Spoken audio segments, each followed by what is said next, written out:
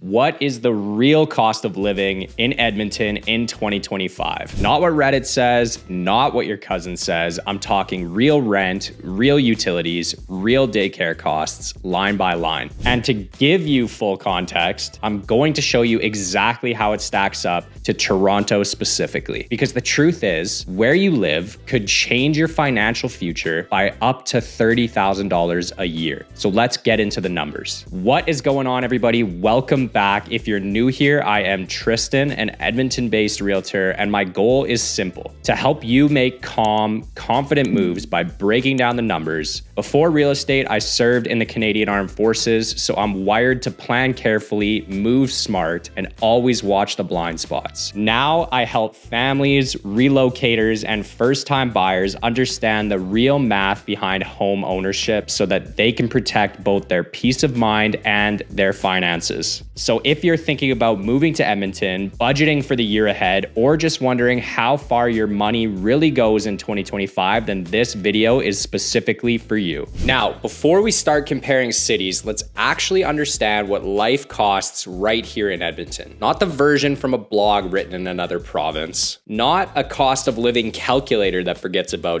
daycare and gas prices. I'm talking about real numbers, what I see families spending every single month as someone who helps them live here, buy here, and plan their futures here. So let's walk through what it really costs to live a solid, comfortable life in Edmonton in 2025. Everything here is pulled from real market data and what I see with families that I work with every week. We'll start with housing, of course. As of this spring, the average detached home in Edmonton is around $585,000. Normally, I reference median prices when comparing home values, but for this cost of living breakdown, we'll use the average since it better reflects the cost of living here as it's inflated a little bit higher. So with 5% down, you're looking at about $30,000 and a 5-year fixed mortgage rate at 3.84%. Your monthly mortgage payment lands around $2,885 per month. Add property taxes, which averages around $305 per month for homes that are in this range. And you're looking at a total housing cost of roughly $3,190 per month, not counting things like maintenance or condo fees. Utilities come next, and between heating, electricity, water, and waste, EPCOR and NMAC averages put you at about $320 per month for a 3-bedroom home. Add $90 per month for high-speed internet, and you're at $410 per month to keep the lights on and keep everything connected. Transportation is based on one mid-size vehicle. Financing or leasing right now runs about $525 per month. Insurance averages $130 per month according to Surex and Sonnet. Gas is about $220 per month at the Alberta gas prices. And I've added $60 a month for some basic maintenance. That brings your total vehicle cost to around $935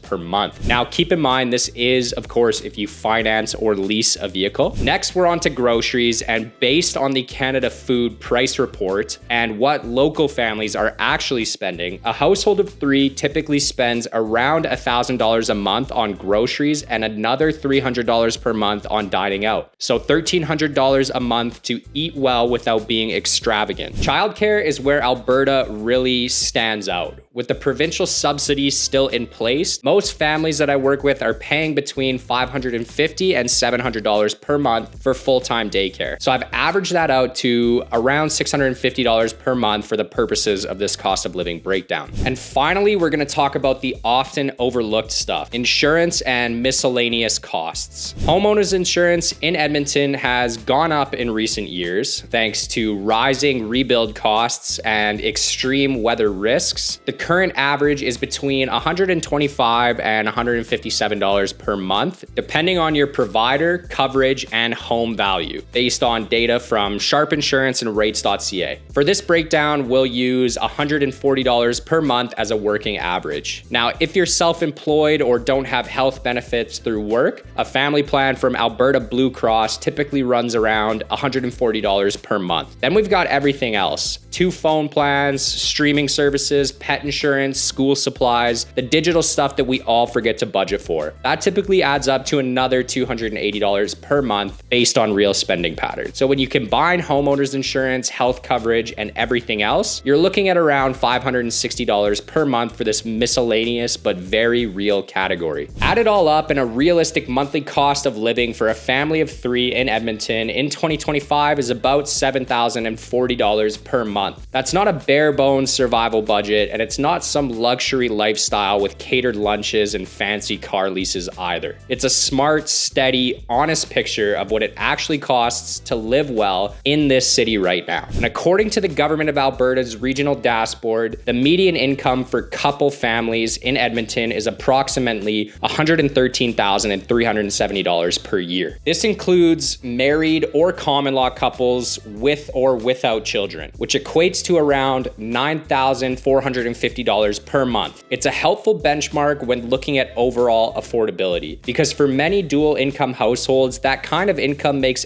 Edmonton's average cost of living both realistic and manageable, especially compared to cities like Toronto. What's powerful about Edmonton isn't just that it's cheaper, it's that the numbers make space for real life. You're not forced to sacrifice stability or rack up debt to maintain normalcy. The math works, and when the math works, so does everything else. Okay, so now that you kind of have a general understanding of what life costs in Edmonton today, I really want to know in the comments, how does your monthly budget stack up to the one that I've produced here? Let me know in the comments down below, and if this video is helpful at all for you, just hit that subscribe button because it really helps me out and I would really appreciate it. Now we're gonna move on to what life kind of costs in Toronto, so stick around because this is where things start to get a little bit interesting. Let's take a minute to compare Edmonton to Toronto, because if you're relocating, this is where the numbers really start to hit home. Right now, the average detached home in Toronto is about $1.25 million.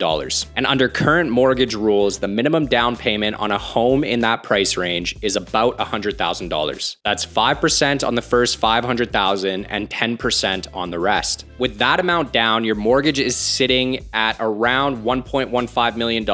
And at that 3.84% fixed rate, that works out to a monthly payment of about $5,969. Add in property taxes, which is calculated at roughly 0.63% annually in Toronto, according to city data, which comes out to about $656 per month on a $1.25 million home. That brings your total housing cost to $6,625 per month, and that's before utilities, food, daycare, or car insurance, which are all higher in the GTA as well. Let's go beyond just housing and look at what life really costs in Toronto in 2025, with the receipts to back it up. For transportation, if you're in the city core, public transit is actually a viable option. A TTC adult monthly pass is currently $156, according to the TTC's own pricing. But if you're driving, like many families still do, you're looking at around $170 per month for insurance, according to RateHub, and around $220 per month for gas based on fuel prices reported by YCharts. So even a low car lifestyle in Toronto comes out to about $563 per month. And if you'll notice, I didn't even factor in whether you're financing or leasing a vehicle on top of that. Groceries are steep as well. According to the 2025 Canada Food Price Report from Dalhousie University, a typical Canadian family of 4 spends about $16,800 per year on food. That's $1,400 a month. For a family of 3, we can reasonably scale that back to about $1,050 per month on groceries. Add another $300 a month for dining out, especially if you're juggling work, commutes, and kids' schedules. And you're looking at about $1,350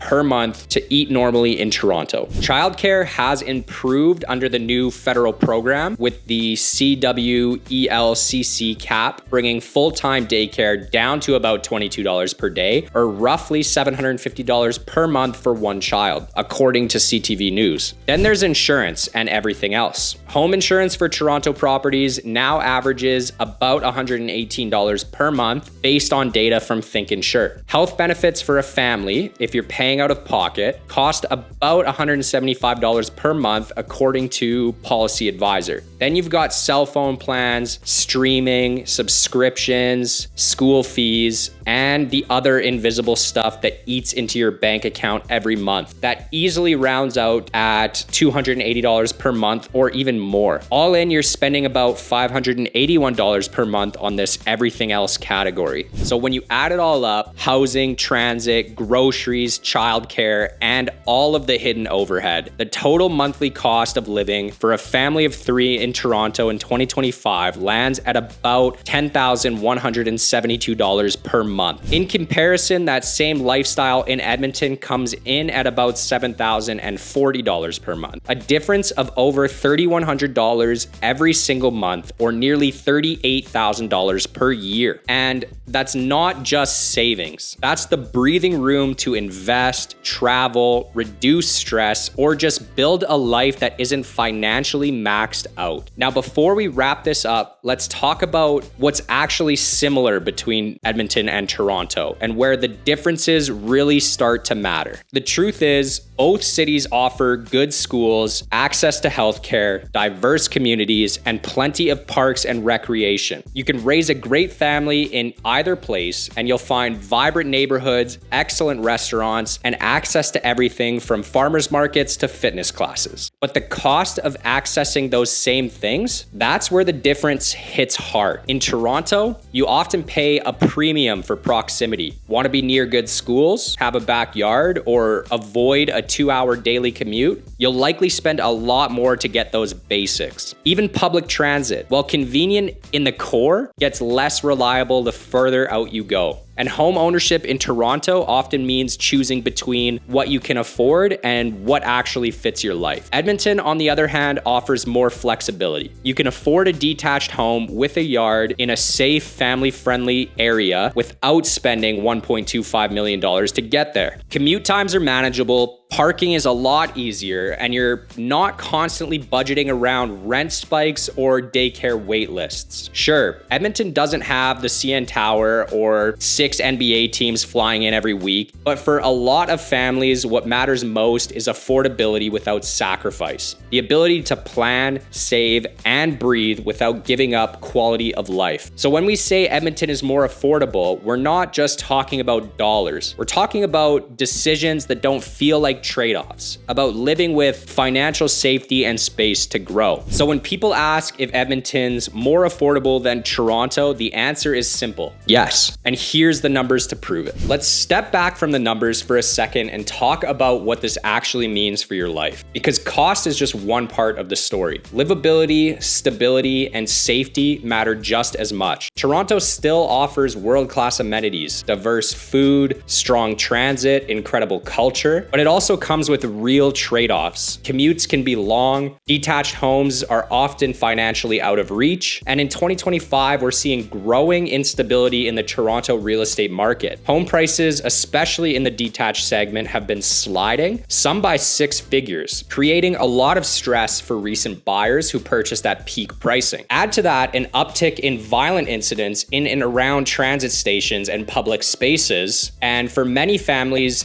day-to-day life in Toronto feels a little bit more tense than it used to. Now, to be clear, Edmonton's not immune to challenges. The real estate market here is competitive too, especially in entry-level detached and newer family-friendly areas. But what's different is that pricing is still aligned with local incomes, and competition isn't driven by speculation or bidding wars on every listing. And while it might not have the skyline of Toronto, Edmonton offers something many people don't factor into the equation: quick access to some of Canada's most stunning natural landscapes. Jasper and Banff are just a few hours west, giving you a straight shot to the Rockies, turquoise lakes, and national parks that people fly across the world to visit. For families, weekend hikers, or anyone who just needs a reset in nature, it's a lifestyle upgrade that you can't always put a price on. And when it comes to livability, Edmonton holds its own. Family-sized homes at realistic prices, access to nature, growing growing school infrastructure, and a calmer pace of life. You still deal with traffic, sure, but your commute is manageable and your home doesn't feel like a financial time bomb. So if you're weighing your next move, here's the big picture. In Edmonton, your budget works harder. Your home is more than just a financial stretch, and your day-to-day life comes with more space, more stability, more peace of mind, and more of something most people forget to measure: your time. Time not spent stuck in traffic, time not lost to financial stress, time actually spent living in the home that you worked for. And in 2025, that's worth more than ever. So, there you have it. The real cost of living in Edmonton in 2025, line by line, with real comparisons and a clearer sense of what life here actually costs. If you've been thinking about making the move or you're starting to feel like it's time for a change, then just reach out to me. I'd be happy to walk you through your options and help you figure out what makes sense based on your timeline, budget, and goals. And if you want a deeper sense of what life here is actually like beyond the numbers, then check out my video on 5 surprising things about living in Edmonton. You might be surprised by what stands out once you're here. Don't forget to subscribe for more calm, numbers-first real estate insights, especially if you're planning a move in the next 6 to 12 months. And let me know in the comments, would this kind of cost difference change how you think about relocating?